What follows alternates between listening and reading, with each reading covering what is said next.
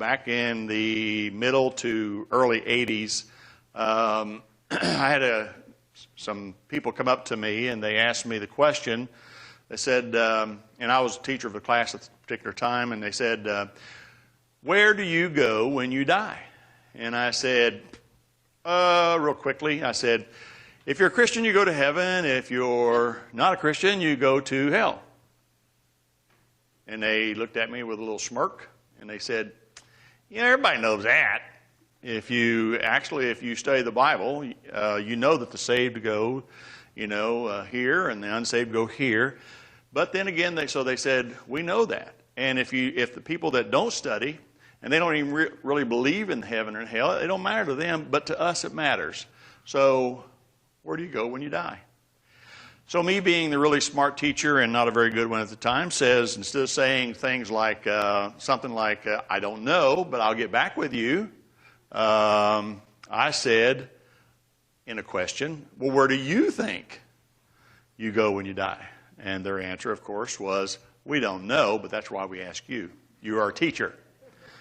So curiosity got the best of me, and so I started out studying this, and I guess, like I said, I've been doing this now off and on for since the 80s, early 80s, something like that. Now, it doesn't mean that I'm all right. I hope that I'm not all wrong, but I do have a lot of opinions, but they're all biblically based. So I'm hoping to show you these things tonight. In all fairness to everyone, this is not something that is pertaining to your salvation. By that I mean, as Christians, basically the only thing that we need to know, and ultimately, is that there will be a resurrection from the dead, final judgment, and eternity either in heaven or in hell. That's the facts. But for me, and for those people that asked me years ago, I want to know what happens between the day that I die and the day of the judgment or the resurrection. I want to know. I'm curious about those things. And so that's why that I started studying, and that's why that I'm going to be talking a little bit about that tonight. This is just going to be a small snapshot of all the things that we could. This is like a 6 or 8 week type study, and so it's not one of those things that you can actually do in one night. But I'm going to give you a lot of things for you to look at and to think about. And then if your curiosity is like mine, then you'll go in and you'll start looking and you'll start doing some things.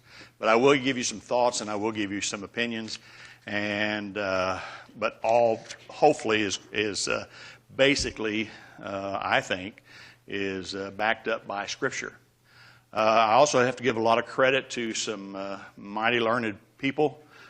Some commentaries with the DeWelts, the Cottrells, the Falls, the Old Green commentaries. Those of you that have the Old Green commentary books, I love those things. And, of course, the Scriptures as you read them. I'd like to read a quote from Dr. Cottrell's book, The Faith Once for All, and it says this: a true intermediate state involves the after-death existence of the individual person who is conscious of his condition, his surroundings, and the passage of time. For believers, it involves an awareness of the fact that their salvation is not yet complete, and anticipation of its still future consummation. Does physical death usher us into such a state? Though some deny it, in my judgment, the Bible teaches that this interim state is a reality, unquote. All right, I chose this quote because he believes as I do. Now, there's a couple of things that I've had to question, but he does believe that as I do. And I believe that we do have an awareness, consciousness of our soul after we die. And we do know he calls it the intermediate state, and that's great.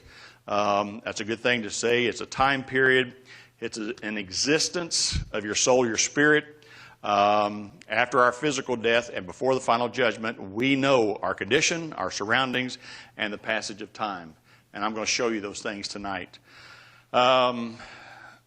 If you go down there, the very first thing is called the extinction recreation view. Now, I'm not going to spend a whole bunch of time on this because there's so many things that I would like to get to. and we only have an hour to do it, or less than an hour. The very first thing there, it says, there are many, some in the Christian, and I put quotations, of course, faith believe that the soul or spirit cannot exist away from the body. They believe when the body dies, the person simply ceases to exist. And that guy was named Cooper in his book 107, 108, found that, called this the extinction recreation view. He says that when the body dies, the entire person is annihilated and becomes non-existent. Then later, at the time of the resurrection of all people, God will simply recreate each person in his own bodily form. The number one thing there that at first thought there, according to the above statement, there is an interim between what? Blank. Death and resurrection, but no intermediate state for individuals. This is what they believe, okay?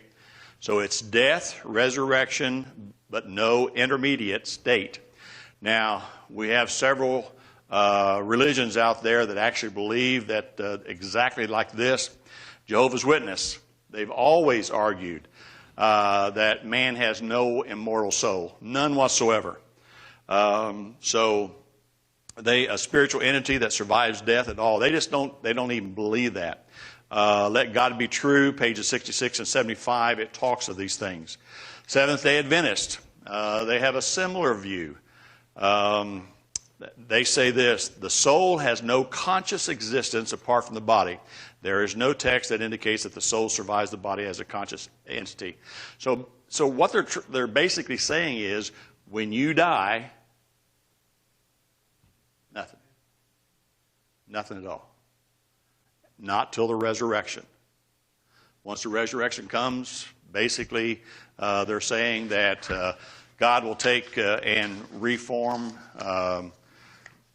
put you in the body that is needed, and I guess recreate you, the soul and the body. But that's the way they feel. There in 2, it says, man is a dualism of what? You guys probably should know this. Soul and body. Body, and I'm going to put soul/spirit because, you know, they're equivalent in a lot of ways. Now, spirit is used sometime in a different manner, but for the most part, soul and spirit. We're not monistic, and that's being just either when the body dies, everything's gone. We do have the soul. All right, the old soul sleep view. This soul sleeping is the second denial of an intermediate state. This idea has the soul surviving death and continues to exist in the interim between death and resurrection, but it exists in a state of unconsciousness of sleep or sleep. The soul has no awareness of its conditions, its surroundings, or the passage of times. The individual passes directly from death into the moment of resurrection. Now, I like this, number one, because they actually do say that we're dualism, we're soul and body. But what I liked about it is that this concept of soul sleeping, I found out, was used by many of the 16th century. And it was called the Radical Reformation. And Martin Luther was a part of that, of course. And this was a way of counteracting the Catholic doctrine of what? Purgatory. Purgatory. And that's how they tried to explain away purgatory, okay, to the Catholic, because the Catholic was the most powerful church of that time. Of course, there's others in modern times. At number 3, it says the biggest problem with the soul sleeping view is that they completely ignore the scriptures that portrays the dead in a state of consciousness. In a state of consciousness. Scriptures and the state of consciousness. Now, I put you some scriptures down there. Luke 16, Philippians 1:23, and Revelations. We'll be going over those later as we go along, but I want those scriptures there so that you guys will be able to see them. The third thing that I chose here was the instantaneous resurrection of man. This basically is a third view. They basically say that as soon as a person dies, he receives his final resurrected body. In other words, you die, you've got your resurrected body. I can't find that anywhere in the scriptures at all. None whatsoever. But you would not believe the lengthy conversation that people have on this. That as soon as you die, you have your resurrected body. Okay, any questions on those? I went through those pretty quick, but that wasn't really what I was wanting to talk about. Yes, sir. That first blank in 3 minutes. First blank in 3 scriptures. Ignore the scriptures. Anytime that you talk with any of these individuals, the one thing that you'll find out is that they ignore a lot of things in the scriptures that I hope that we'll pick up here in a few minutes, that completely, rejects whatever they're talking about. Now, how many of you, let's be honest, how many of you feel or used to think that once you die, you got your resurrected body? There's a lot of people. And I'll be honest with you, there's a lot of people that also, probably in our congregation, that actually thinks that once you die, then your soul sleeps, and then comes the judgment day, resurrection, then you get your new body, at judgment, and away you go. But I really don't think that that's the way it is. And I hope that I can prove that to you tonight. Okay, let's look at that number 1 there. What the Bible says about the intermediate state of our soul spirit. The Bible contains abundant, and I mean abundant, testimony and texts that affirm first that individuals exist in a state of personal consciousness after death. And second, that they exist in this state as souls without bodies. We've got to prove that the souls really don't have bodies. I know that sounds silly, but that's, they are bodiless.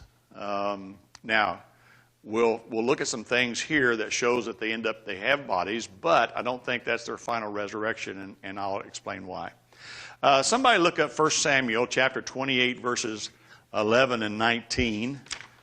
And then how about somebody looking up Luke chapter 9, verses 29 through 32. And read it, please.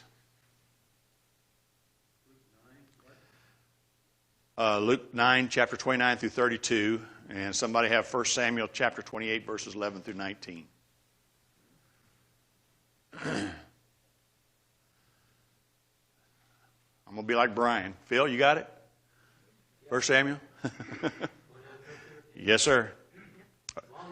11 through 19, sorry. 1 Samuel 28, 11 through 19. Oh, you got Luke. Okay. Anybody got 1 Samuel? That's in the Old Testament. All right, Wayne. 11 through 19.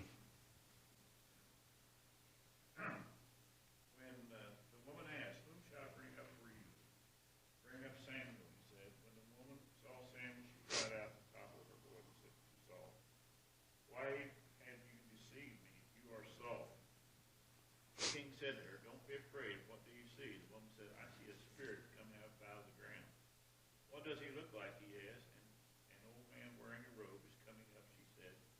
Then Saul knew it was Samuel, and he bowed down and prostrated himself with his face to the ground. Samuel said to Saul, "Why have you disturbed me by bringing me up? I'm in great distress," Saul said. "The Philistines are fighting against me, and God has turned away from me. He no longer answers me, either by prophet or by dream. So I've called on you to tell me what to do." Samuel said, "Why do you consult me now that the Lord has turned away from you and become your enemy? The Lord has done what he predicted through me. The Lord has torn the kingdom out of your hand and given it to one of your neighbors, David. Because you did not obey the Lord to carry out his fierce wrath against the Amalekites. The Lord has done this to you today. The Lord will hand over Israel and you to the Philistines. And tomorrow your son will be with me. The Lord also will hand over."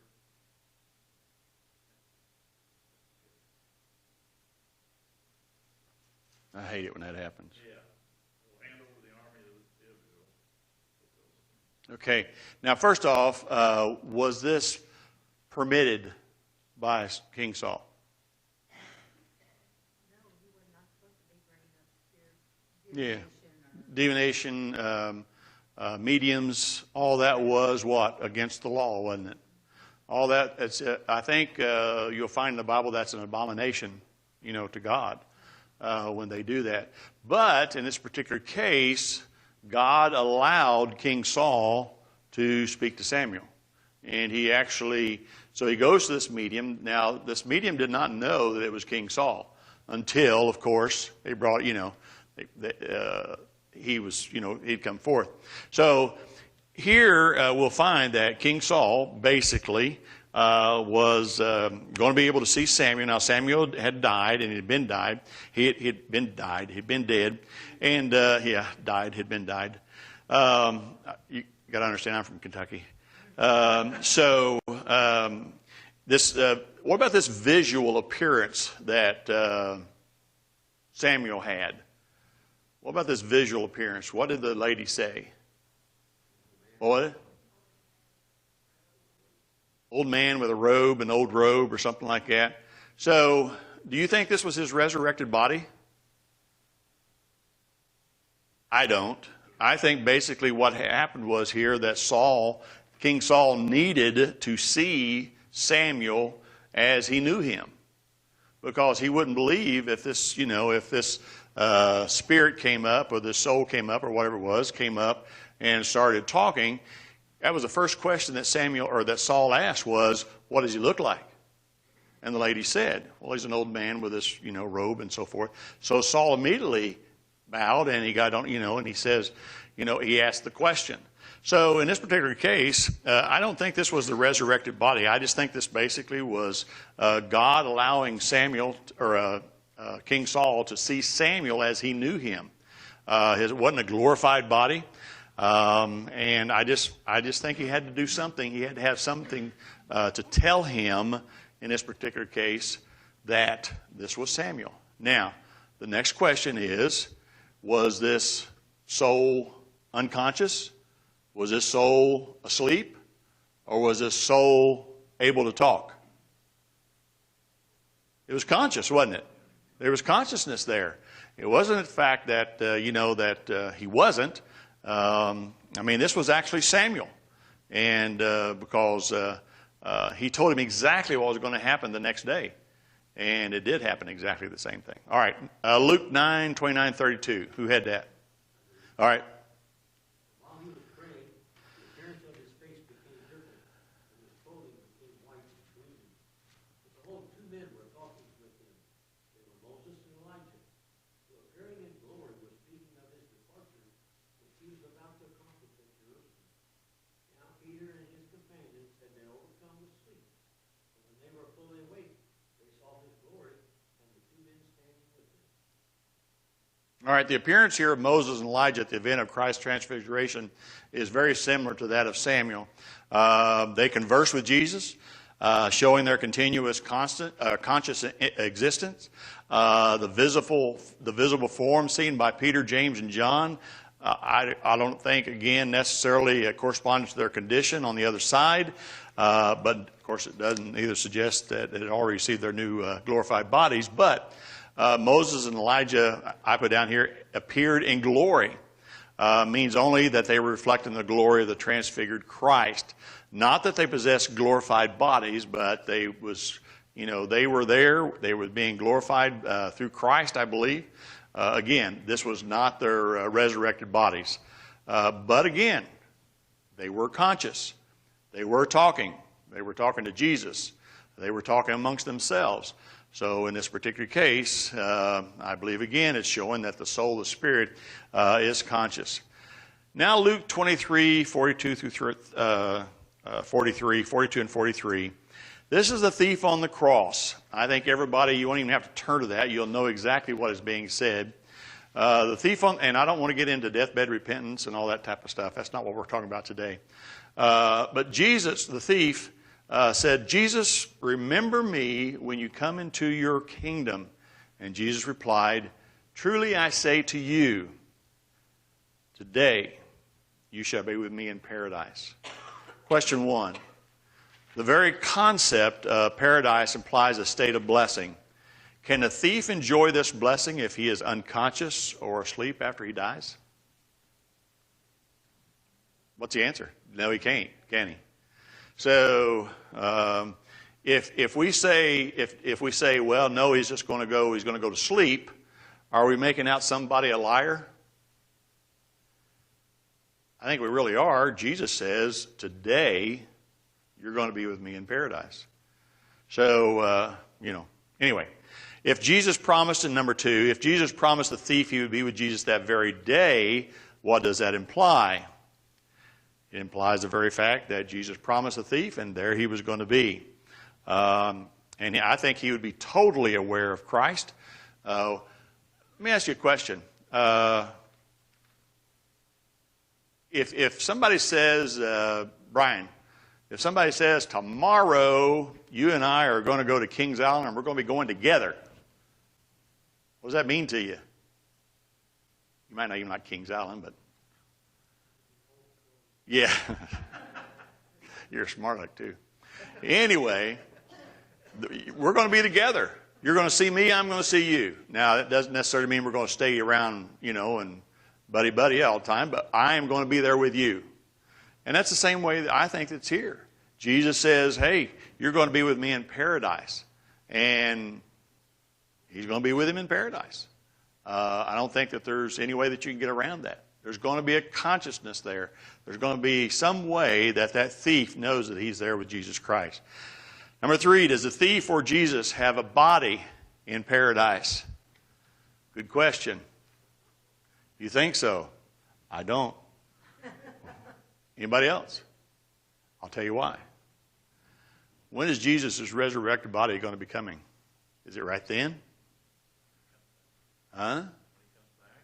Yeah. Doesn't he arise from the grave in 3 days? So is he already walking around with the same body that he's had, and then in 3 days he's going to get another body? Or, what do we think on that? I think Jesus is there in, as a spirit, his soul. I don't think that he's there in a bodily form. I really don't think so. Why would he have body physical, body in paradise, another body, and then, I don't know. Huh? That was later, but that was in a physical body when he come back after the resurrection. Not those 3 days. Not those 3 days when he was in paradise. So there's a time period there, I feel. All right. Luke 23:46. Somebody turn to that really quick.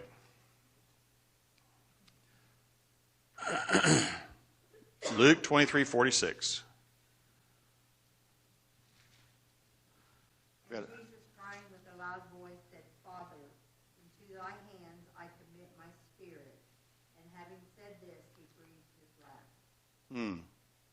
I believe you'll find exactly the same thing, or almost the same thing, over in Acts chapter 7, when Stephen made a similar remark as he was being stoned to death. He said, Lord Jesus, receive what? Receive my spirit.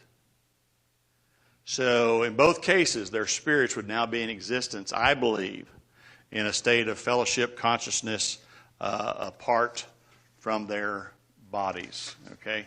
Now, in fairness to Phil about the body, we're going to get into that just a little bit more. In fact, really quick. And I'm going to read a little thing here from Jack Cottrell, if I can see. I brought my cheaters, so hopefully I can see that his book is so tiny a print. I really can't really see it all as good as I should. Even though this wasn't an exhaustive study of all the scriptures that could have been presented, I believe we conclude that the soul spirit, survives the death of the body and continues to exist in a state of consciousness. I'm going to try to read something here from Jack Cottrell, and this all has to do with bodiliness, without being a body.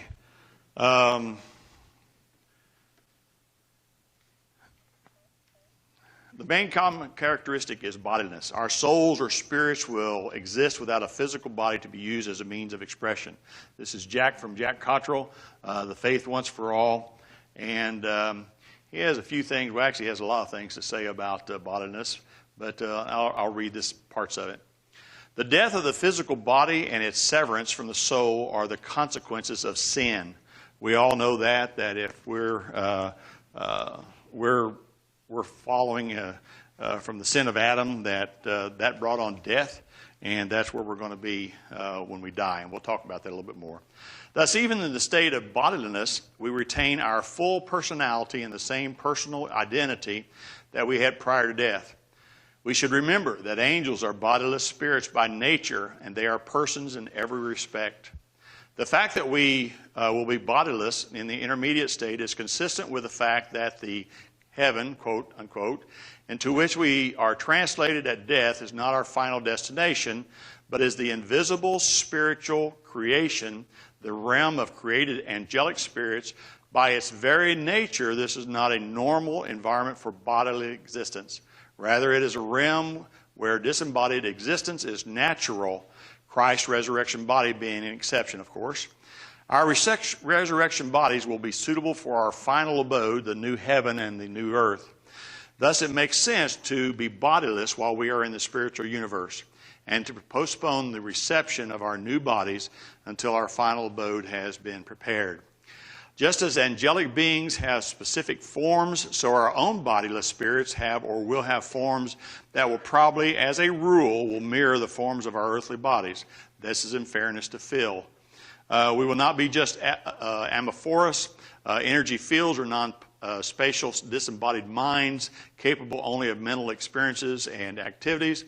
As being a spiritual substance, we will exist in spiritual space and be capable of interaction and everything else existing therein in that space. We must remember that this state of bodiliness is an intermediate state. It is only temporary. But bodiliness itself is not natural for us as human beings. At Christ's return, our souls will be given new bodies suitable for the new heaven and new earth, and we will be completely restored to holiness. So basically what Cottrell is saying is here that even in this invisible state, or whatever you want to call it, this place, this created place where our conscience will be going, we will have some type of forms. And he thinks that it will be similar to what our bodies was, but it will be in a soul, I'm not going to say ghost-like, but, you know, at least it'll be something. Second, consciousness. Consciousness. I believe we have concluded that our soul spirits will be conscious. Samuel with Saul, Moses and Elijah with Jesus, the thief with Jesus, not to mention, and here's another one that we didn't go over, 2 Corinthians chapter 5:9, Paul's desire to die and to be at home with the Lord, to be with Christ. Revelations, you guys studied it in chapter 6, the souls of the martyrs under the heavenly altar. How about, not last but least, how about the Lazarus and the rich man in Luke 16:19-31? So, you know, I really, unless consciousness for me is we've got it. We will be there. That'll be a part of our after-death experience, if you want to call it that, but that will be for us. Yes, sir. So, the unsaved will be in the same state as saved? Yes, in a sense, but we'll get to that. All right.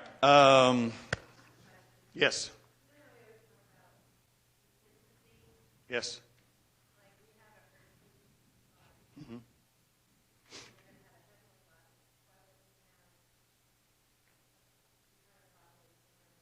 Well, that's what Cottrell was saying there in that, you know, that thing that I just quoted. He said that it will be bodiless as what we know as bodily, but probably we will have a form of some sort.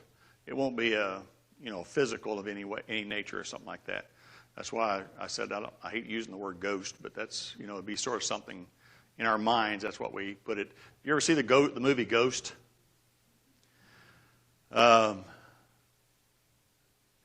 I'm not saying that's the way it was or is, but there's a couple things in there that really she had to know from the quote unquote medium that what he looked like, right? That's the same way with Saul, King Saul with Samuel. He needed to know if this is who he's actually talking to. And the other thing was, of course, they go into a whole bunch of other stuff, but the other thing was that he as an individual was in a ghost-like appearance, you know. So we have to be in something that's recognizable. yes, if we're going to exist among with each other, and I think that we will. How did? Simple question. How did the thief know that it was Jesus in paradise?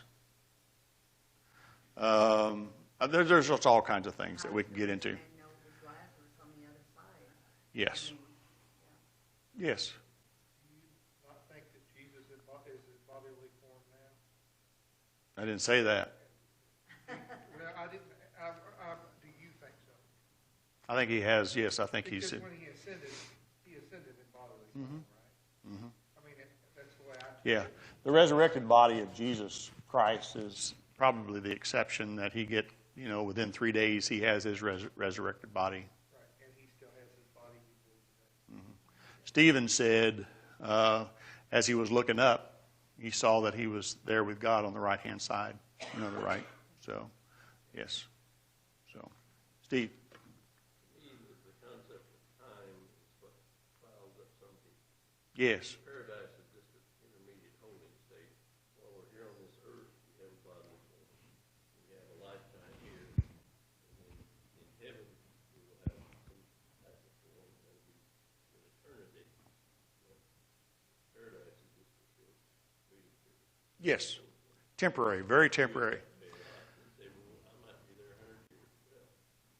Well, Yeah. How many of you ever had surgery? When you go out, you're thinking all kinds of things, aren't you? In fact, I tried to stay awake. You ever tried to do that? It didn't work. And but you know, when you wake up, the first thing that you do is, how long have I been down, or how long have I been under? Oh, it's been 3 hours. What does it feel like? Nothing. You know, no time whatsoever. So, like Steve says, time. But I think that we'll understand time. Far away.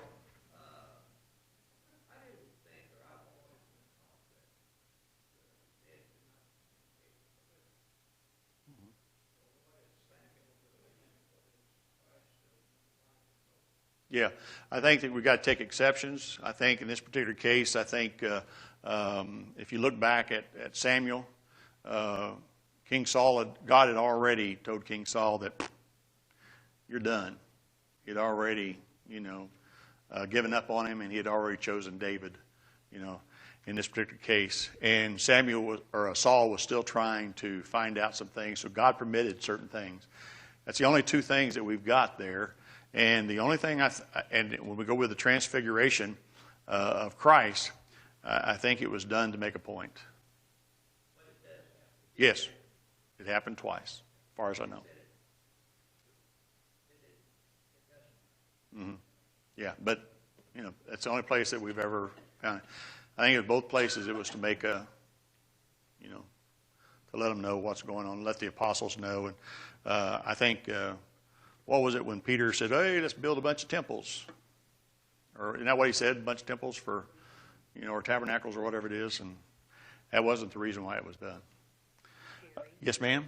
Okay, so obviously, if you are not in paradise and you're thinking, what you want to call it, they obviously still have thoughts of this world, or the rich man wouldn't have wanted to go back and warn, it was a brother, his family.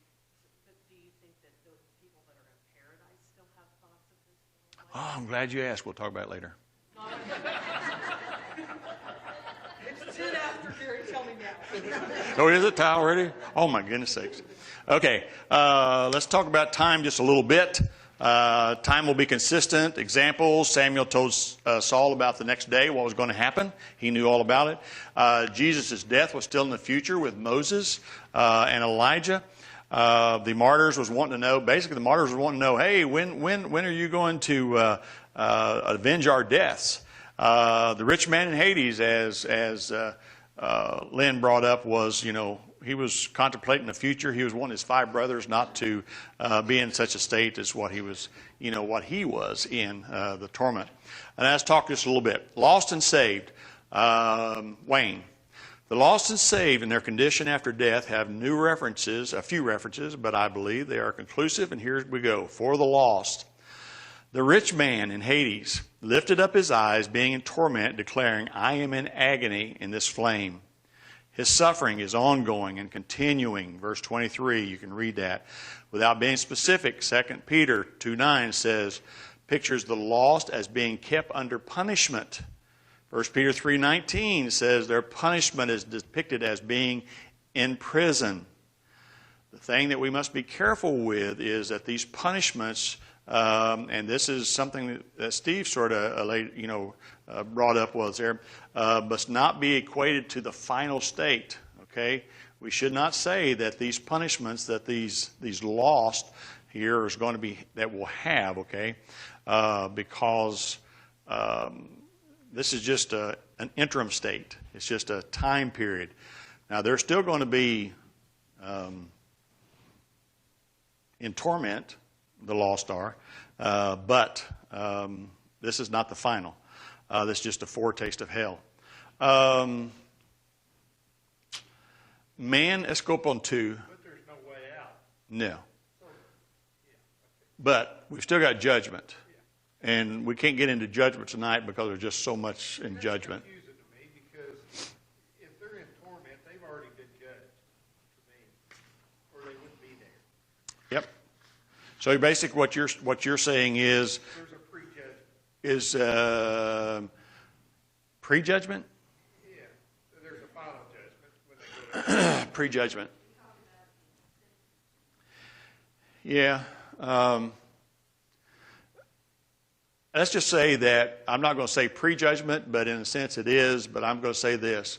If you are an unsaved individual and you die, you're going to know that you're lost. If you are a saved individual and you die, you know that you're going to be saved. But you got to understand that that's a temporary state. And that's not the final. It's not the final. Okay, so if you're in a temporary state in the lost part, Yes, ma'am. and final judgment comes whenever. Yes, ma'am. So does that mean anybody can be pulled out of the lost state? So then, once you're, Just be like a chicken in the pot. Once a chicken hits the pot, it's done. Okay? That's just about the way it is. That wasn't a very good analogy, was it? You like chickens, don't you? yeah, I do like chicken. Yeah, I'm sorry, Gail. Huh? Yes? Yes? Can you do what? No. there's a prejudgment, per se. Basically, when you die, you die. Yes, Randy.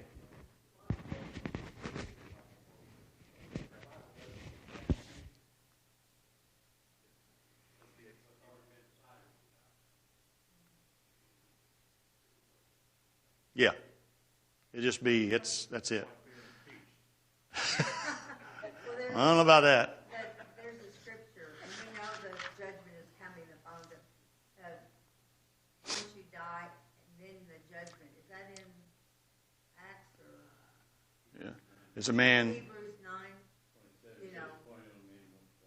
And then the judgment. Yeah, but that's not the final judgment. It's, Yeah, there's a whole bunch of things. You get into judgment. People wants to talk about the judgment. They can talk about the saved. Is there levels of being, of the saved? There's levels. You can get into unsaved. Is there levels of punishment? You can get into a whole bunch of stuff, and there's no way that we're going to be able to get into that.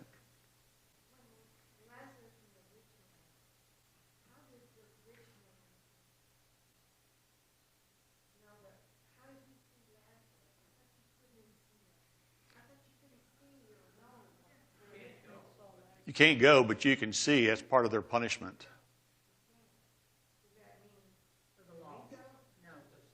Just the lost.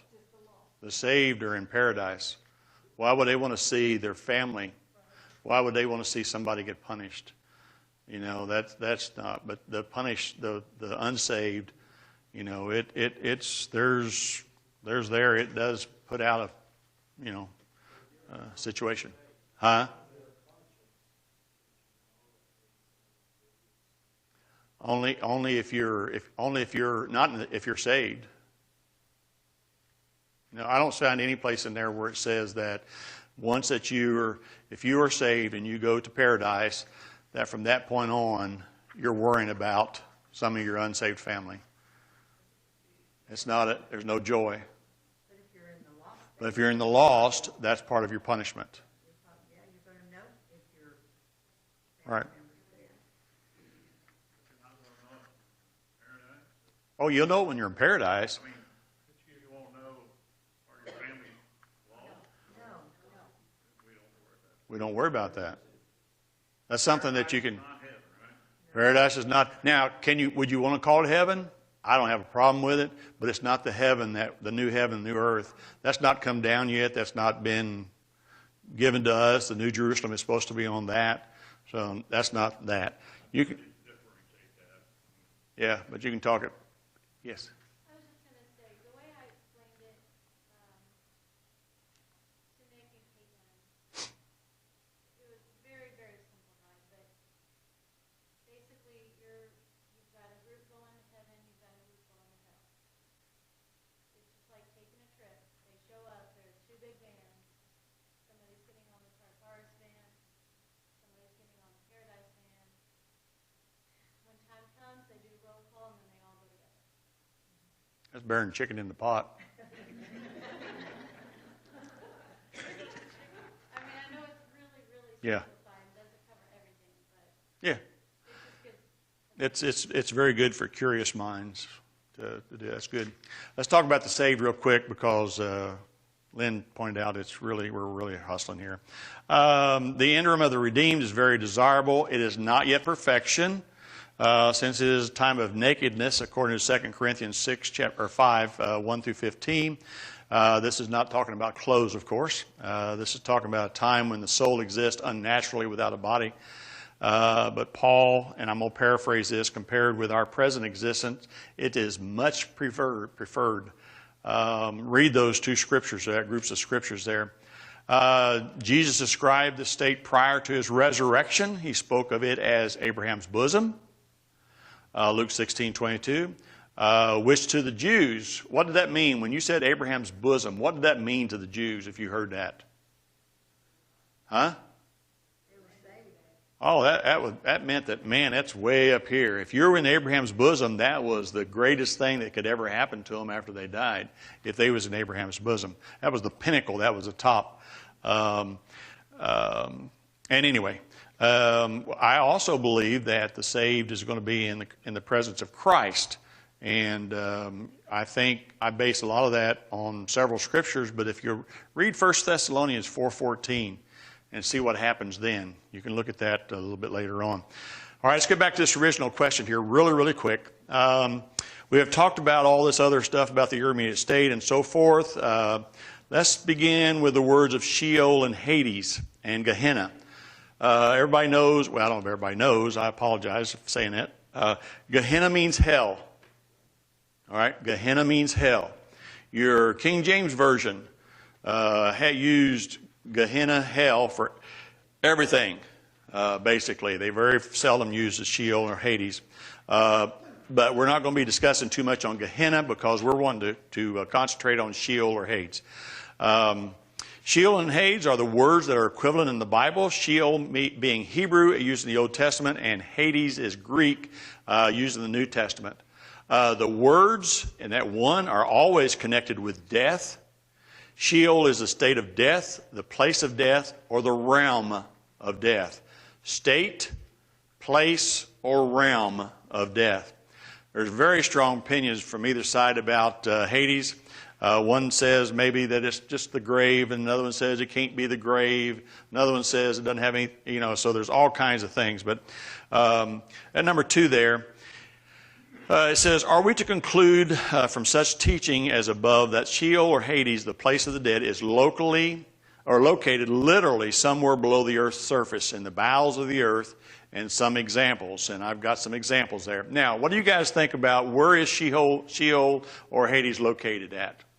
In the Old Testament, what was Sheol used at in a lot? Huh? Down. Always down seemed like, wasn't it? In fact, I don't know if, did I put it in here or not? I don't know if I put it in here or not, but anyway, there was several that was, I don't know if I did or not. Hold on. Yeah, that would be like in,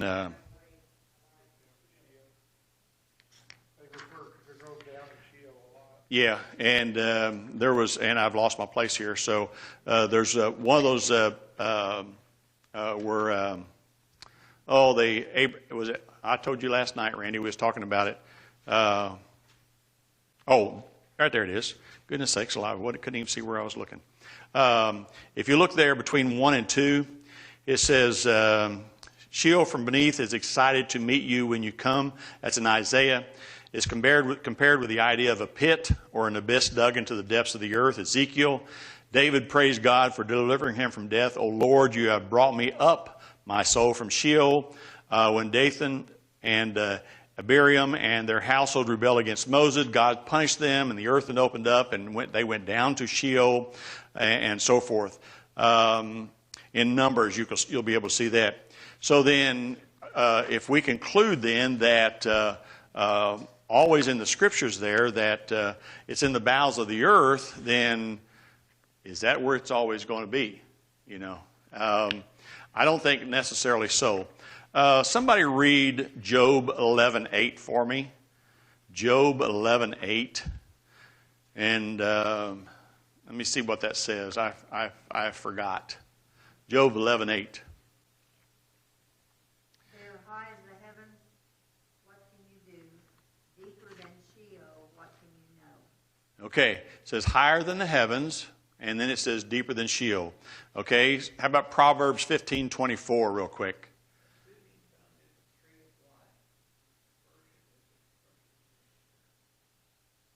Proverbs 15:24.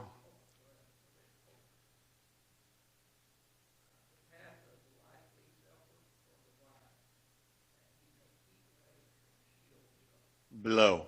Isaiah 14:13-15 says, I think, something similar to that.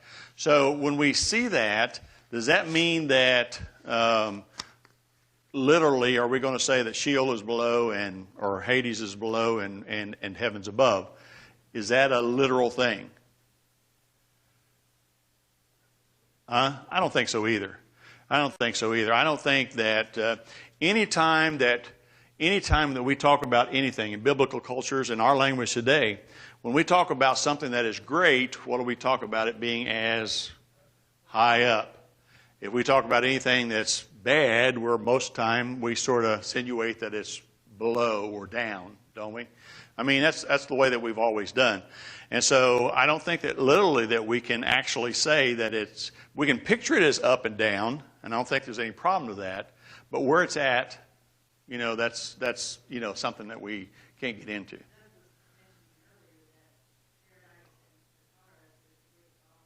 Mm-hmm.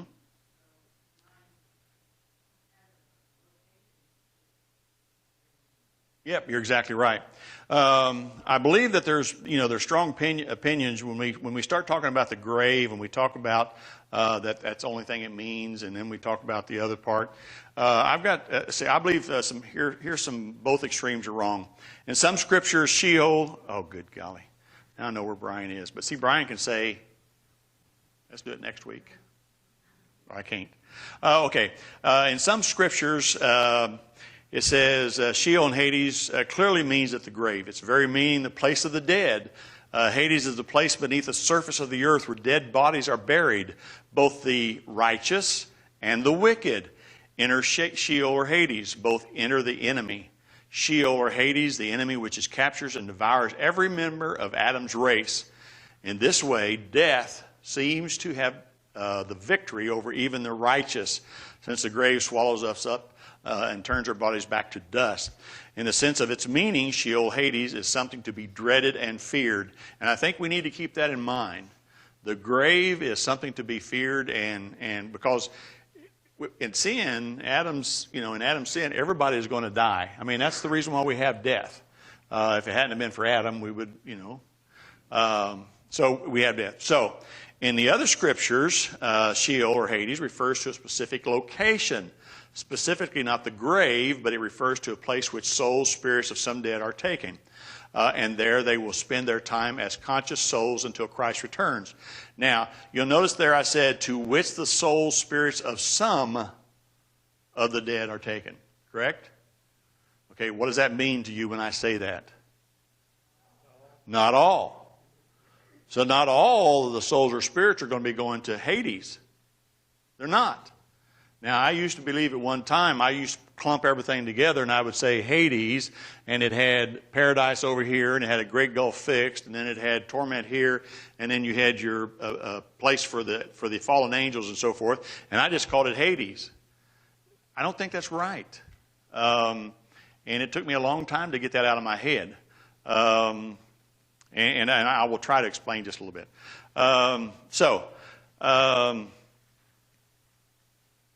Only the unsaved, of course, will be going to Hades. And I'll try to explain that. And it was a simple verse, one verse that I'd used for years and years and years on to prove something. But now, since Sheol or Hades is the place of the dead, only the souls of the wicked are put into Sheol or Hades in the sense of the waiting place for disembodied souls. I base that statement on these scriptures, and these scriptures, you guys need to look at these. We don't have time to look at them, but you need to look at these. And finally, in Jesus' account of the rich man and Lazarus, Hades is seen as an enemy or captor in all its terror, because only the rich man is said to be in torment in Hades. Luke 16:23. All right. But aren't the righteous still in Hades, just separated from each other by a great chasm fixed? Until I started studying this, I had this problem. I could not find anywhere in the Bible that the Bible said actually that the righteous are going to Hades when they died and when their souls separated from their bodies. I found plenty of scriptures saying both the righteous and the wicked would go to the grave, which is Sheol or Hades, and which is the one meaning of the word Hades, but nothing else. So I had to find out where. So the righteous, the souls of the righteous, their intermediate state, after their souls have their bodies, leave their bodies, when they die, they have a destiny not in Sheol or Hades, but in a different place. Here's some examples. This is how the Bible describes it. In Luke 16:23, calls it Abraham's bosom. Luke 23:43 says, in paradise. 2 Corinthians 5:8 says, at home with the Lord. Revelation 6:9, under the heavenly altar. 2 Corinthians 12:4 says, Paul was caught up in paradise, which is what I like to call it, paradise. So based on these scriptures, I believe none of the scriptures should be considered as part of Hades.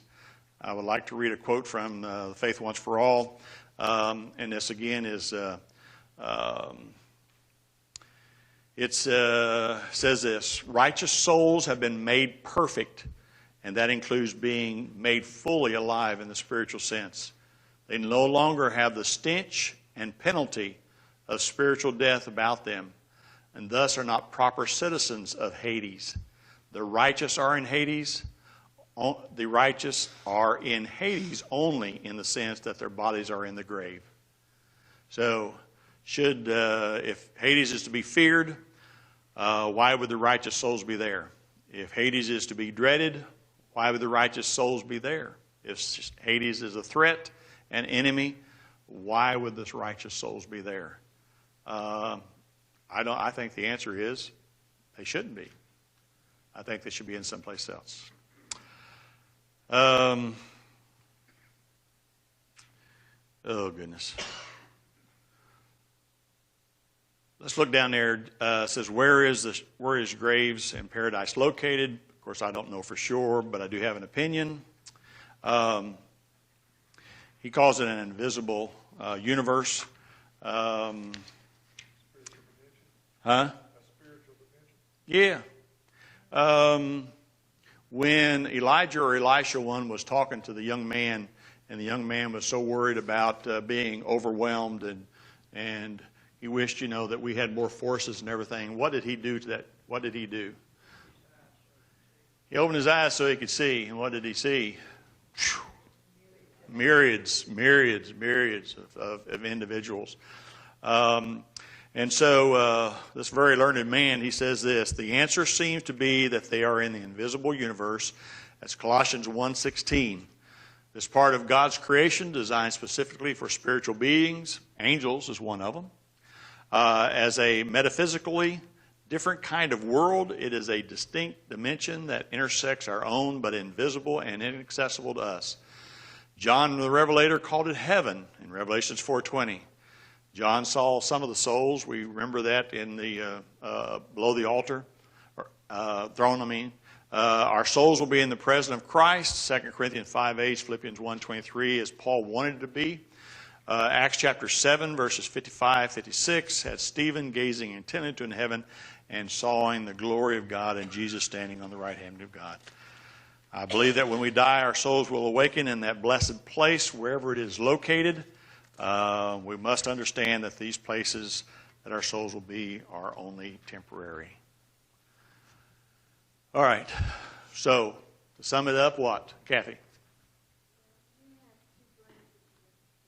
Okay. Where is it at?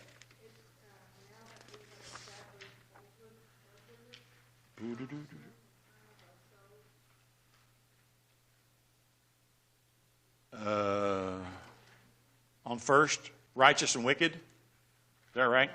No? At the top of the page, it says time will be consistent with both. Oh, okay. I'm sorry. I guess I don't.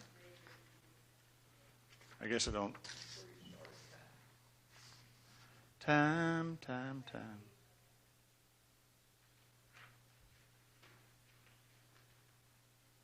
I don't have it. It's actually on the fourth, Huh? it's on the fourth page of ours. Okay, because I don't have mine numbered, and I just sort of went like helter-skelter through here.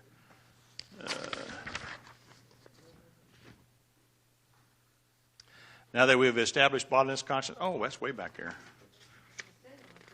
Okay. That's way back here.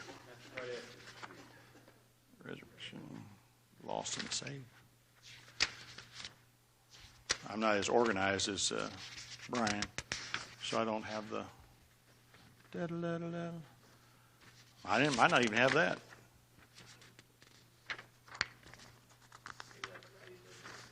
Maybe that's why I didn't.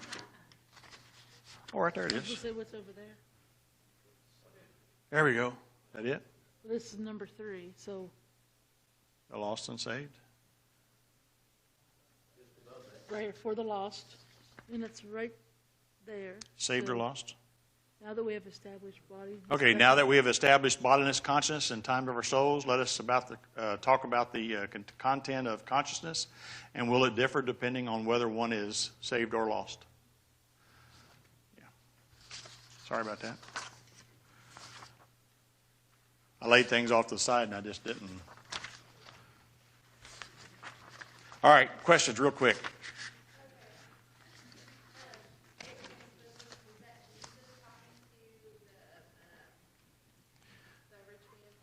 No, that was Jesus talking not as a parable.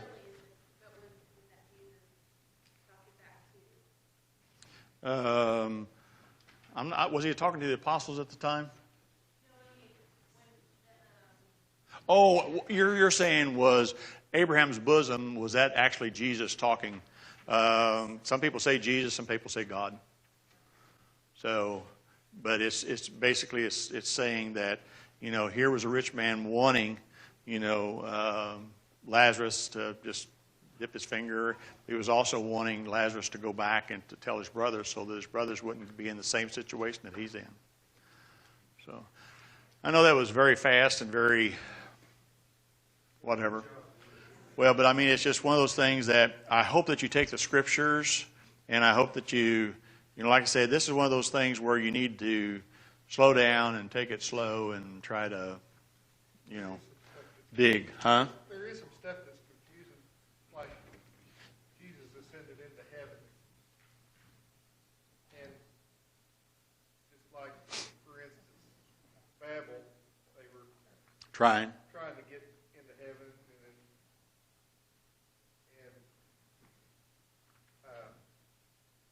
Mount Sinai was high.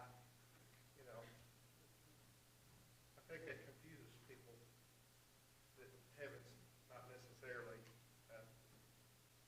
just another dimension or realm, or Yeah.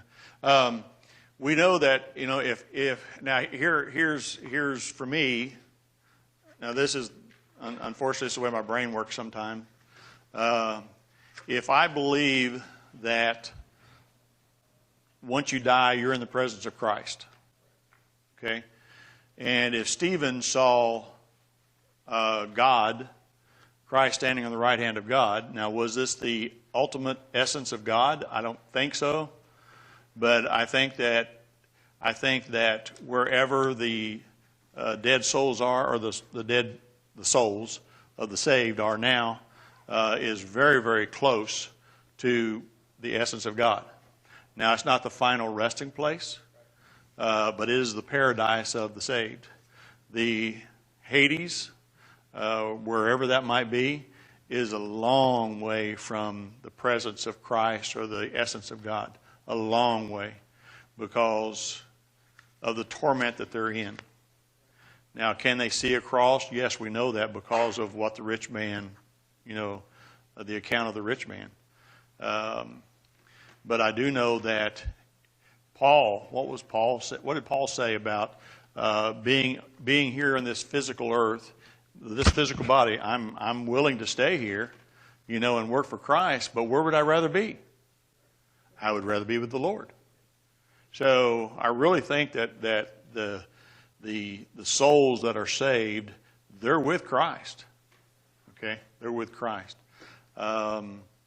Just remember that time is, as Steve pointed out, time is relevant. I guess we really won't care how long it is, and unless you're in torment. Yes.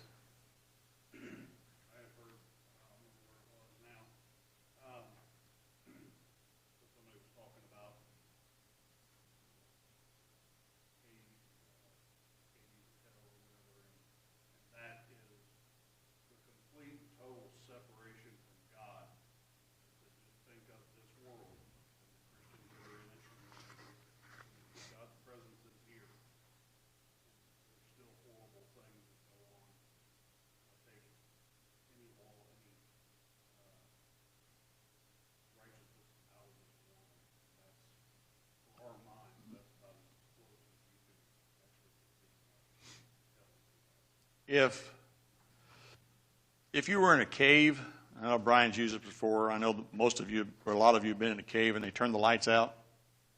Now, they only do it for just a short time, don't they? But it seems so heavy. It seems so thick.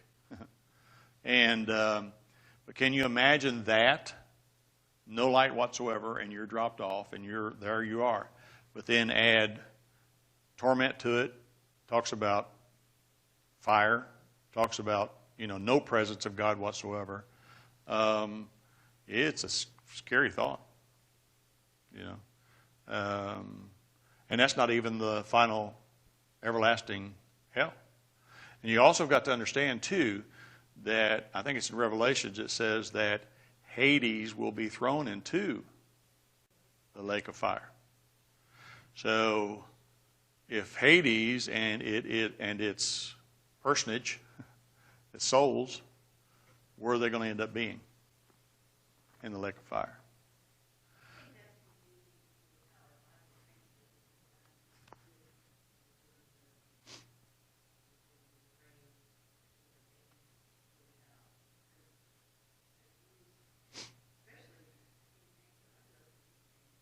I did too.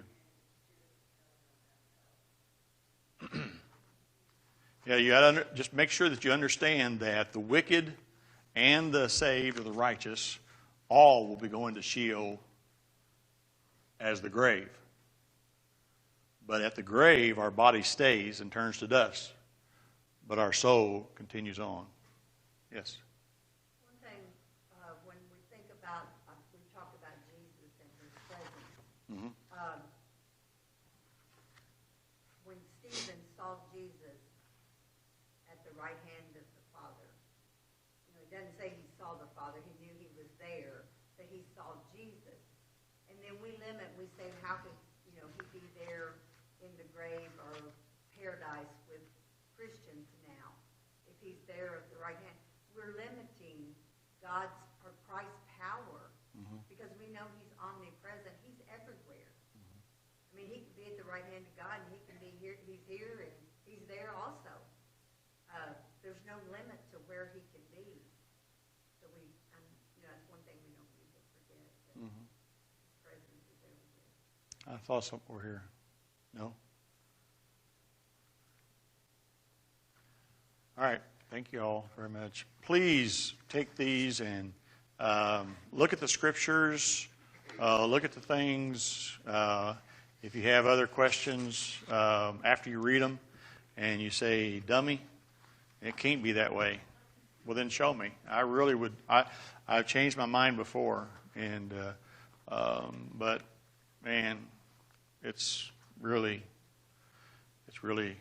come a long way.